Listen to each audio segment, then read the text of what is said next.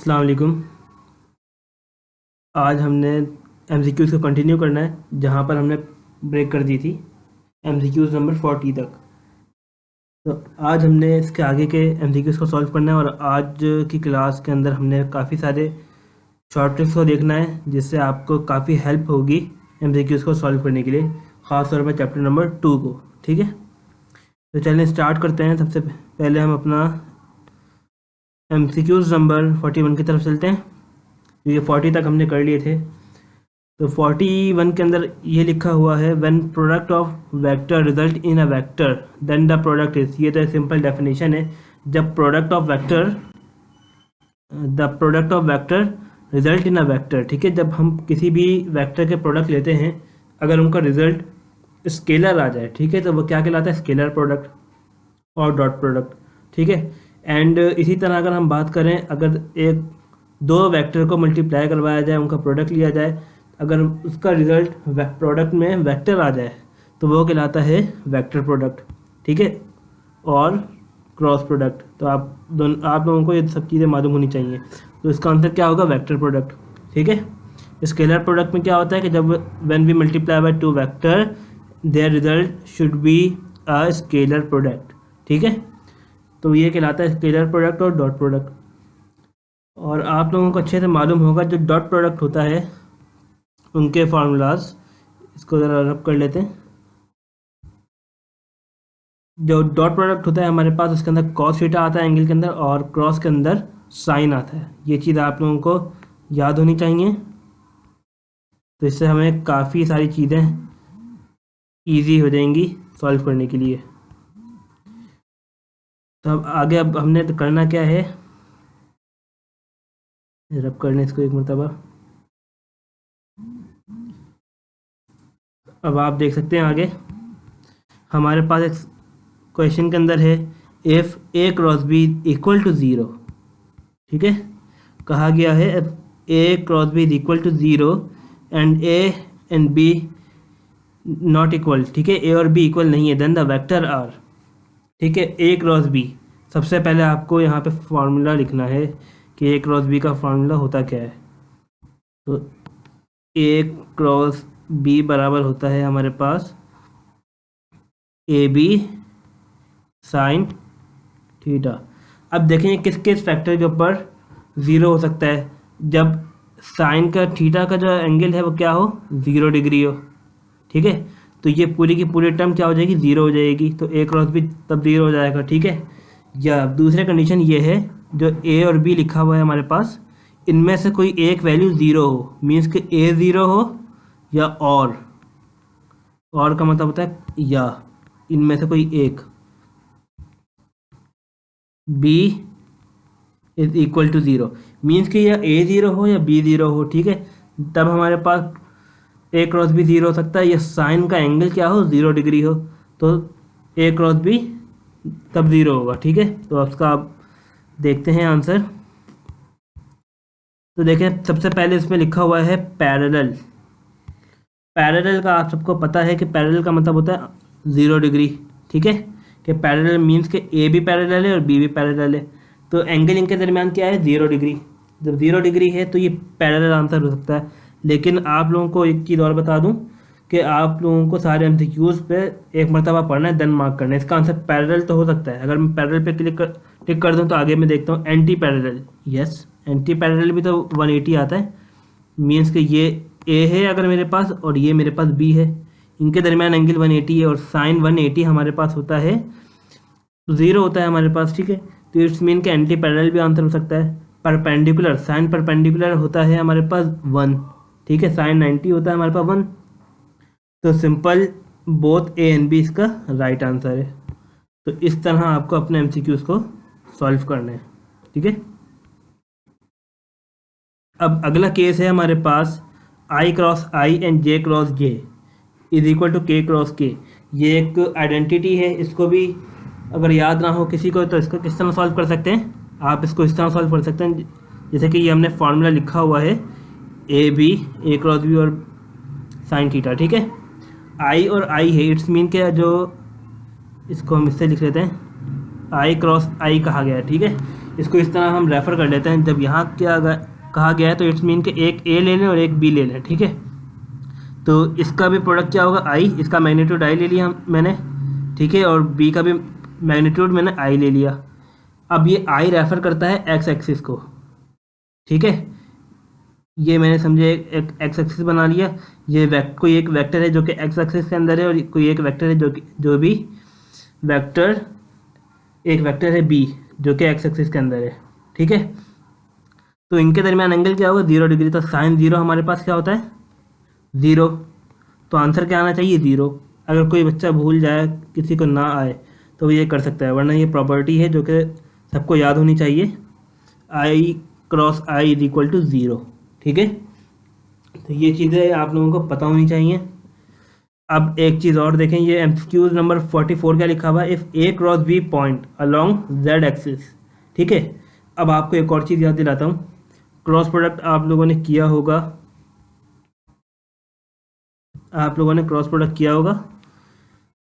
तो इसके अंदर एक आप एक्सिस बनाते थे, एक्स वाई प्लेन, इस तरह करके, ठीक है। ये एक्स वाई प्लेन आप बनाते थे, यहाँ पर लिखते भी थे, यहाँ पर एक्स वाई प्लेन, एंड एक वेक्टर ये बनाया ए और एक वेक्टर ये बनाया, और यहाँ पर एंगल, और जो रिजल्टेंट था इनका सी, जिसे आप लोग नाम देते थे, ये क्या होता था, परपेंडिकुलर, ठीक है। जो परपेंडिकुलर होता है ये हमेशा जेड एक्सिस के अंदर होता है। और जो ये हमारे पास वेक्टर हैं, फॉर सपोज एक वेक्टर ए है और एक वेक्टर बी है, तो ये किस प्लेन के अंदर हैं, एक्स और वाई प्लेन के अंदर हैं। तो अब जरा देखते हैं एमसीक्यूज में क्या कहा है, इफ़ ए क्रॉस बी, और आपको याद होगा कि सी को आप लोग नाम देते थे ए क्रॉस बी का, ठीक है। तो if A cross B point along positive Z axis, ये कहाँ पर है, पॉजिटिव जेड एक्सिस पे है। तो इट्स मीन कि आपने इसको कहाँ से कहाँ मूव किया गया है। तो देखें कि इसको मैं ड्रॉ करूँ, अगर ये ए वेक्टर है और ये बी वेक्टर है, ठीक है, इसको ए से बी की तरफ, ये बी से ए की तरफ मूव किया गया। अगर मैं इसका नाम चेंज कर दूं तो ए से बी की तरफ हो जाएगा, इसे मैं ए दे देता हूँ, इसे बी। तो मैंने मूव किया है वेक्टर को ए से बी। तो राइट हैंड रूल क्या कहता है, curl your finger from A to B, ठीक है, क्योंकि यहाँ पे मेरा पॉइंट, स्टार्टिंग पॉइंट क्या है, A to B. Your thumb indicate the direction of resultant vector, ठीक है, ऑफ सी, मीन्स के ए क्रॉस बी को इंडिकेट करेगा।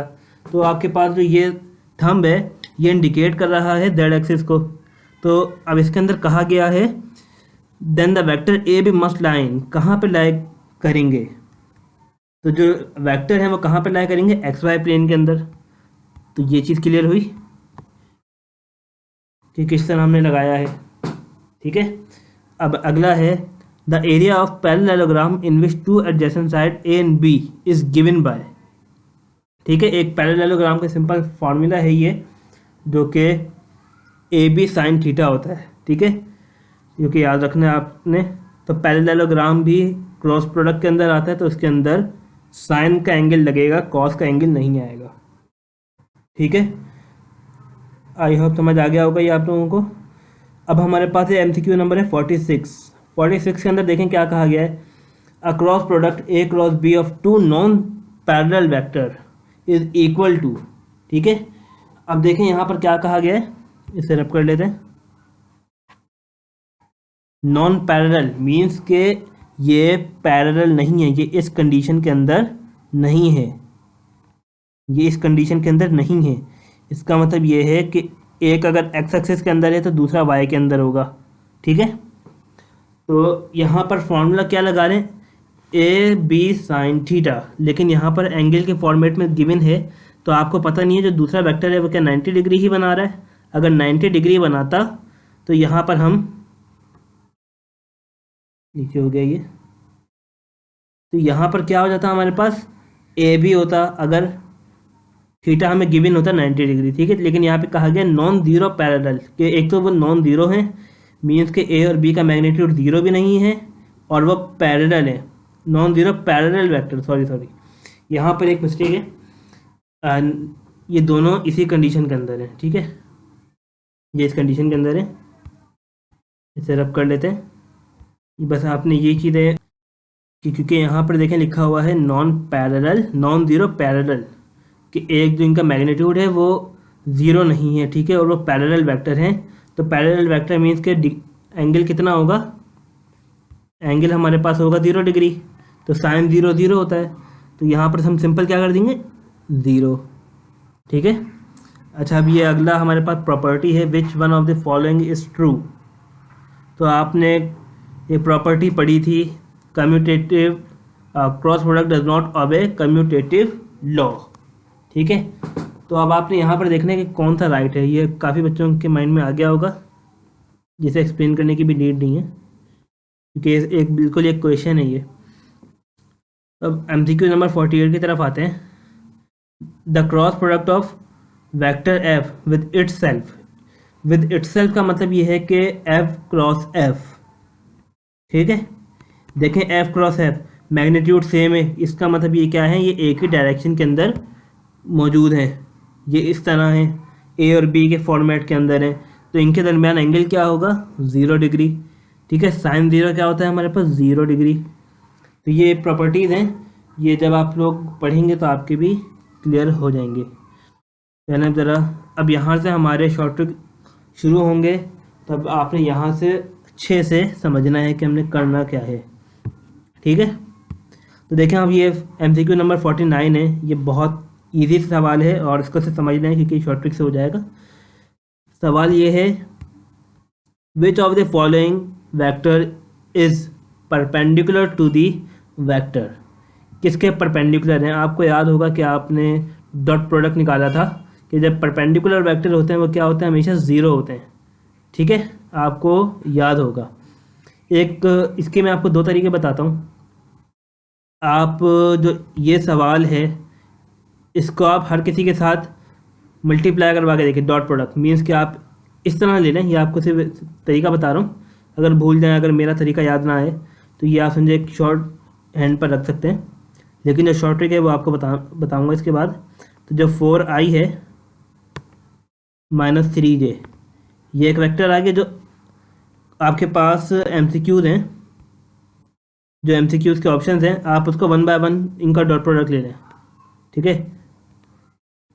4i प्लस 3j, इनका जब डॉट प्रोडक्ट लें तो आपका आंसर क्या आना चाहिए 0। जिसका आंसर 0 आ जाए वो क्या है, इसका राइट आंसर है, ठीक है।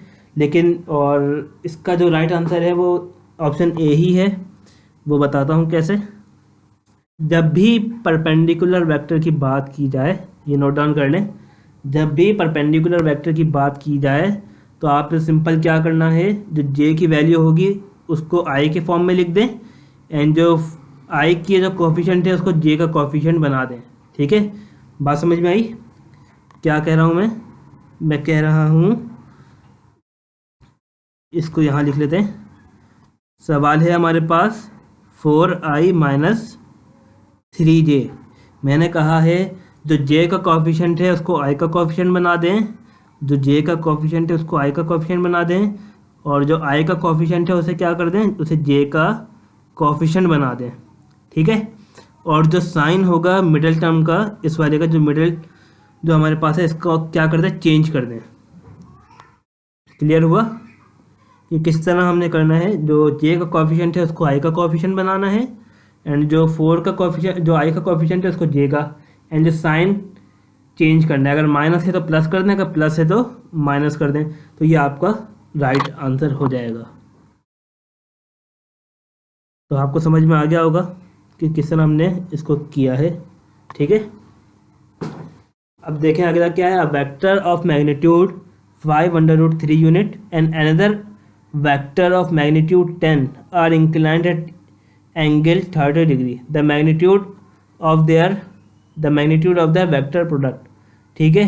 एक वेक्टर है जिसका जो हमारे पास है 5, a vector of magnitude 5 unit and another a vector of 5 unit, तो इट्स मीन कि आपको ए एंड बी गिवन है, इस तरह आप रेफर कर लें। आपको ए गिवन है 5√3, ठीक है, एंड वेक्टर बी आपको गिवन है 10, और वह इंक्लाइन कर रहे हैं 30 डिग्री, और थीटा इनके दरमियान क्या है 30 डिग्री। तो अब सिंपल क्या करना है, वही फार्मूला आपने यूज़ करना है, ए बी साइन थीटा। तो ए बी साइन थीटा इसको मैं यहाँ लिख रहा हूँ आगे। तो ए हम मेरे पास है 5/√3 एंड बी हम मेरे पास है 10 एंड साइन 30 जो आपका प्रॉपर्टी जो आपको शेयर की थी उसी से आपने करना है। तो क्या हो जाएगा, साइन 30 होता है हमारे पास 1/2, ठीक है। ये क्या हो जाएगा हमारे पास 2/2 इंटू 5 10 एंड ये 5 5 25/√3। तो ये इसका आंसर है। तो इसका आंसर में हमने क्या टिक लगाना है, 25/√3, ठीक है। अब देखें कि क्रॉस प्रोडक्ट का सवाल आया है। अब बच्चे बहुत कंफ्यूज होते हैं कि इतना बड़ा सवाल आ गया, इसको हमने सॉल्व करना पड़ेगा, ठीक है, डिटर्मिनेंट मेथड से। बट देखें आपके लिए इतना इजी वे लेके आया हूँ जिससे आप ये अपना न्यूमेरिकल बआसानी कर सकेंगे। तो चलिए देखते हैं MCQ नंबर 51। तो MCQ नंबर 51 के अंदर सिंपल ये कहा गया है कि 2 side of triangle are formed by a vector, ठीक है, ए एंड बी दे दिया है, देन ए क्रॉस बी। तो ए क्रॉस बी निकालने का देखें जो सिंपल सा रूल था वो क्या था, डिटर्मिनेंट निकाल के करना। इसमें भी यही है, बट थोड़ा सा इजी वे के अंदर हमें बार बार डिटर्मिनेंट सॉल्व ना करना पड़े, ठीक है। तो इसके अंदर हम करेंगे क्या, चलें देखते हैं। इसे यहाँ साइड में कर लेते हैं, पहले वैल्यूज लिख लेते हैं। तो वैल्यूज हैं हमारे पास a is equal to 3 + 6 3i + 6j 3i + 6j and -2k ये लिखा है। एंड वेक्टर बी क्या है हमारे पास, वेक्टर बी है 4i - j 4i - j + 3k, ठीक है। जस्ट सिंपल ये करने के बाद करना ये होता है कि जो हमारे पास वेक्टर होते हैं उसको इजीली सॉल्व करेंगे। अब देखें ज़रा किस तरह काम करेंगे। सिंपल जस्ट करना ये है, जो आपके पास वैल्यूज़ हैं इसको यहाँ कर लेते हैं। जो आपके पास वैल्यूज़ हैं, ठीक है, जैसे कि वेक्टर ए को आपने ऊपर लिखने किस तरह 3i, सॉरी यहाँ पर सिर्फ मैग्नीट्यूड लिखना है तो इसको दूसरे पंक्ति कर लेते हैं। तो यह 3 लिखा, 6 लिखा, -2। अब इसको दोबारा रिपीट करना है, 3 6 एंड -2। यह आपने क्या, अब नीचे क्या करना है, 4 -1 3, दोबारा रिपीट 4 -1 एंड 3। अब आपने सिंपल करना क्या है, जो आपके पास एक मिनट, जो आपके पास पहली टर्म है आपने उसको रब करना है और ये लास्ट टर्म को रब करना है, ठीक है।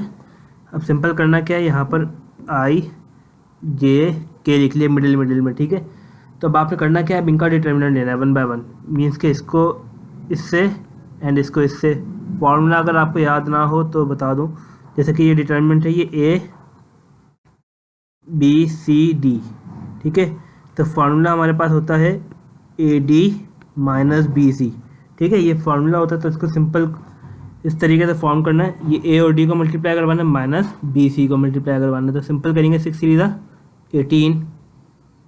18 एंड यहाँ पर माइनस माइनस प्लस और फार्मूले का माइनस माइनस हो जाएगा, तो -2 i आ गया सिंपल, ठीक है। इसी तरह अब आपको पता है कि -j होता है, ठीक है ना, प्लस माइनस चलता है। तो अब आपने अब ये 2 3 एंड 3 4 को यूज़ करना है। अब इन दोनों को क्रॉस मल्टीप्लाई करना है, तो 4 2 -8 हो जाएगा एंड माइनस ये माइनस हो जाएगा, 3 3 9, ठीक है। तो ये बन गया आपके पास फॉर्मेट।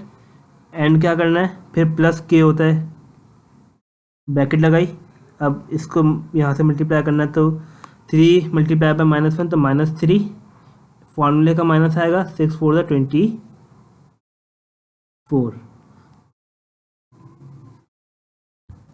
तो आपने देखा कि हम जो दूसरा मेथड है डिटर्मिनेंट के, जो बड़ा मेथड है, हम उससे बच गए। हमने इसको एक ही लाइन के अंदर सॉल्व कर लिया। जिसकी कैलकुलेशन अच्छी होगी वो ये माइनस का काम भी नहीं करेगा, वो डायरेक्ट अपना काम सॉल्व करेगा और लिखेगा। जिस तरह के 6 3 18 एंड -2, ठीक है, 18 - 2 16 आई लाइक दैट, ठीक है। तो यहाँ पर आ जाएगा 8 और 9 होता है हमारे पास 17 जे, एंड ये माइनस माइनस प्लस हो जाएगा, ठीक है। एंड ये मेरे पास बनेगा 27 के। तो आपने 16 + 17 - 27 के आ गया। तो अब आंसर मैच करते हैं कि ये आंसर मौजूद है या नहीं। तो MCQ नंबर हमारे पास है 51। तो 16 - 17, लेकिन हमें प्लस का 17, ये रहा हमारे पास 16 - 17 जे -27 के। एक मरतबा दोबारा देख लेते हैं। 16 माइनस, अच्छा ठीक है, यहाँ पर एक यहाँ पे करेक्शन थी जो कि आप लोगों ने करनी है। वो यहाँ पर करेक्शन सिंपल ये है, जो यहाँ पर साइन है यहाँ पे आपने इसको पॉजिटिव कर लेना है, ठीक है। यहाँ पे ये करेक्शन करनी है, इससे बड़ा कर लूँ ज़रा, ये करेक्शन है यहाँ की। यहाँ पे प्लस था जो कि मैंने बताया नहीं आप लोगों को, ठीक है, ये प्लस है। अब हम मूव करते हैं क्वेश्चन नंबर 52 की तरफ। तो इसके अंदर टॉर्क का फार्मूला हमारे पास क्या होता है, R×F बिल्कुल भी नहीं होता। जो लोग मैट्रिक में जिन्हें याद होगा मैट्रिक का, हम यहाँ लिखते थे F×D, सॉरी F×D, बट ये फार्मूला नहीं होता। जो असल में फार्मूला होता है टॉर्क का वो होता है R×F। तो आप लोगों को फार्मूले भी अच्छे से मालूम होने चाहिए, तो जब भी हम ये सवाल कर सकते हैं, ठीक है। तो इसके अंदर क्या मतलब है कि R को ऊपर वाले फॉर्म में लिखना है और F को नीचे लिखना है। चलिए करके देख लेते हैं। तो अपने ज़रा वैल्यूज उतारते हैं। 52 है तो सबसे पहले मैं R की वैल्यू लिख रहा हूँ यहाँ पर 7 3 के, एंड दोबारा 7 3 1, यहाँ पे मैंने के लिख दिया है, 1 आएगा, ठीक है। एंड इसी तरह F की वैल्यू क्या है, -3 1 5 -3 1 5 -3 1 एंड 5। अब यहाँ पर आपको क्या करना है, पहले वाली टर्म को रिमूव करना है, ये रिमूव की, और लास्ट वाली टर्म को रिमूव की। अब क्या करना है, सिंपल I मिडिल में लिख दिया, I मिडिल में लिखा, ये J लिखा, ये K लिखा, ठीक है। अब ये करने के बाद क्या करना है, सिंपल आपने यहाँ पर I लिखा, ब्रैकेट लगाई, ये 5 3 = 15, ठीक है, 5 3 = 15 एंड -1। तो 5 3 = 15 -1 कितना होता है, 15 - 1 14। ये मैं एक स्टेप डायरेक्ट कर रहा हूँ ताकि आप भी इन चीज़ों की प्रैक्टिस करें, आपको भी प्रैक्टिस हो जाएगी इंशाल्लाह। तो यहाँ पर फार्मूले का माइनस, फिर -3 × 1, इसको इससे मल्टीप्लाई करवाना है अब, एंड देन इसको इससे, तो -3 एंड -35, तो ये आएगा -38, ठीक है। एंड देन K, ये इसको मैं यहाँ नीचे लिख रहा हूँ। तो K की वैल्यू क्या आएगी, 7 1 = 7 एंड -9, तो ये प्लस हो जाएगा, 9 + 7 16 K। तो इसका आंसर क्या होगा, simple 14I minus plus 38J plus 16K। तो ये आंसर ज़रा देखते हैं, 52 14 + 38 एंड प्लस 16,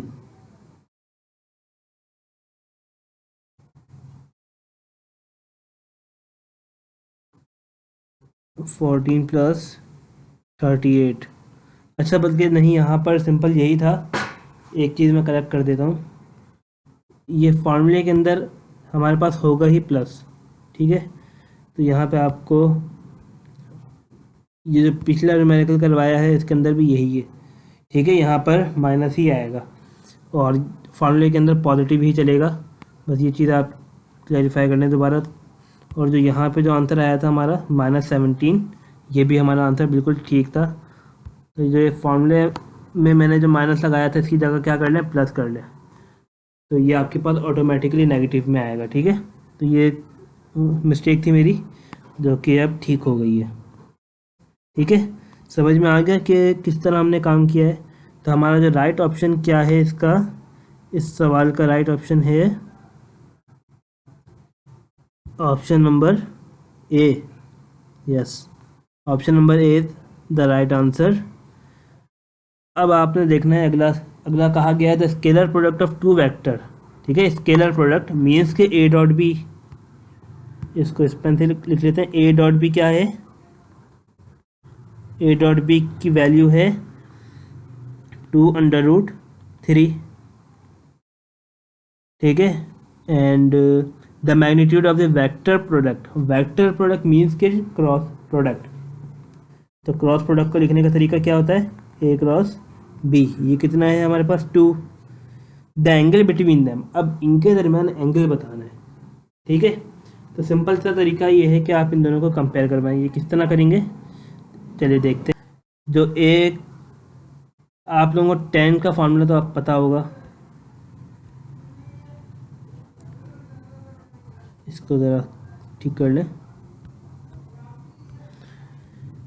जो tan थीटा होता है हमारे पास वो एंगल को रिप्रेजेंट करवा रहा होता है। ठीक है, अब हमने यहाँ देखना सिंपल ये है, इनके फॉर्मूले लिखे हैं आप, क्या बनता है, ए डॉट बी कॉस होता है हमारे पास। ठीक है, तो अगर मैं यहाँ पर A cross B upon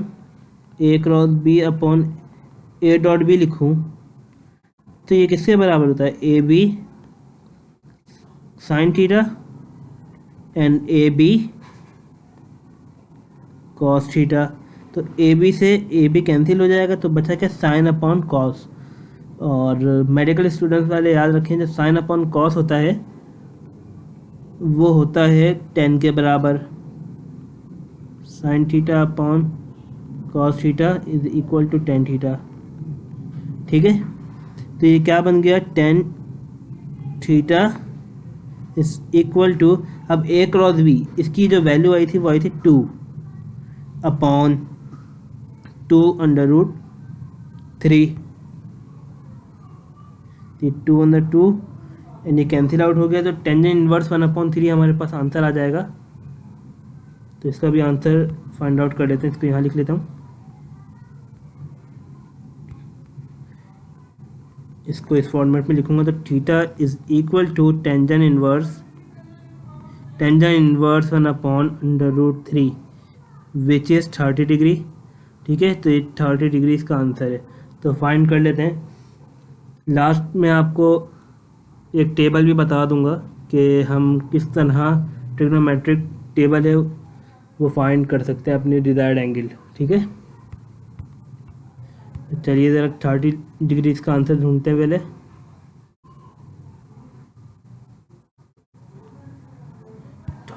degree इसको करेक्ट कर देते हैं, 25 था, दिस इज -17 एंड दिस। अब इसका आंसर देखें 30 डिग्री, ये रहा, ये लगा दिया हमने। ठीक है, अब आपको अगला कहा गया है 54 के अंदर, if a is equal to A I, ठीक है, a1i plus a2j and b is equal to b1i and plus b2j are non parallel.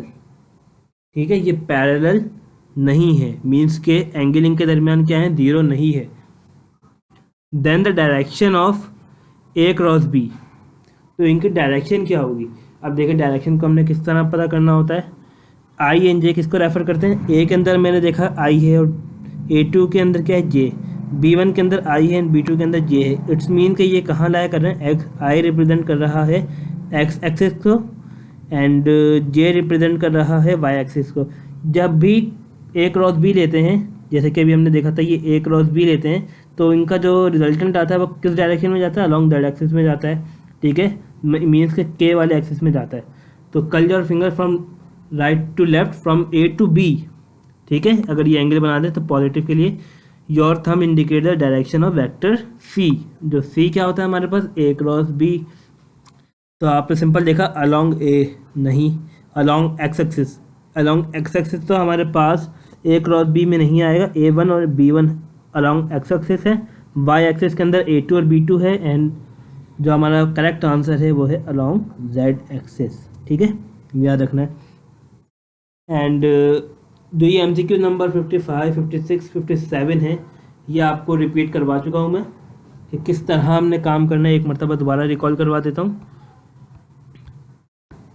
इसको यहाँ कर लेते हैं काम।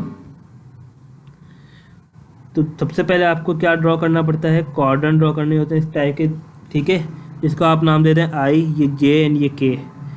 अगर आपको बोल दिया जाए I, अब हम ज़रा नेगेटिव की बात कर लेते हैं। ठीक है, जैसे कि I क्रॉस K, I से K की तरफ जाना है, या अब हम बात कर लेते हैं K से J की तरफ, K क्रॉस J। इसका आंसर सिंपल -I आएगा, इसका आंसर सिंपल -J आएगा। देख लेते हैं कैसे आएगा, इसको प्रूव भी करते हैं। तो जो पहला जो वैल्यू होगी वो रिप्रेजेंट करेगी स्टार्टिंग फ्रॉम, और जो दूसरी वैल्यू होगी वो होगा कहाँ पर एंड करना है। तो I से स्टार्ट करना है और कहाँ पर ख़त्म करना है, K पर। ये कौन सी डायरेक्शन कहलाती है, ये कहलाती है क्लॉकवाइज। तो ये साइन लिया जाता है नेगेटिव। ठीक है, और जो पॉजिटिव डायरेक्शन होती है वो कहलाती है काउंटर क्लॉकवाइज। तो ये पॉजिटिव साइन होता है। तो सिंपल आपने करना क्या है, यहाँ पे K के बाद देखें आपको कौन सा वेक्टर दिख रहा है, J। K के बाद आ रहा है J, तो आपने सिंपल J लिख दिया। अब प्लस करना है माइनस, तो ये क्या बताएगा, ये हमें बताएगा डायरेक्शन। डायरेक्शन के ज़रिए हम अपने प्लस और माइनस को चूज़ करेंगे। यहाँ पर क्लॉकवाइज है तो सिंपल मैंने -J, तो देखें मेरा आंसर भी -J था। अब यही बात हम करें K क्रॉस J की। तब K से कहाँ जा रहा है, K से जा रहा है J की तरफ। ठीक है, तो J के बाद क्या आ रहा है, I, तो सिंपल मैंने I लिखा। अब दोबारा क्लॉकवाइज है, एंटी क्लॉकवाइज है, देखा मैंने क्लॉकवाइज है, तो यहाँ पर सिंपल माइनस। आई होप समझ में आ गया होगा आप लोगों को।